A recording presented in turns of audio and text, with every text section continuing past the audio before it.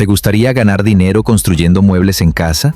En este video, te mostramos un proyecto práctico y rentable, una mesa de comedor de metal construida paso a paso.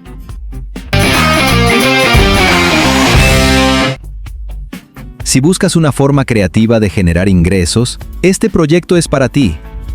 Aquí aprenderás cada detalle del proceso, desde la estructura metálica hasta el acabado final, utilizando materiales asequibles y técnicas sencillas que cualquiera puede seguir.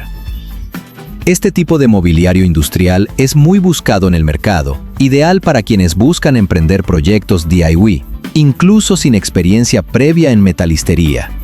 Así que, prepárate para trabajar, porque al final de este video tendrás más que una simple mesa, tendrás una oportunidad de negocio.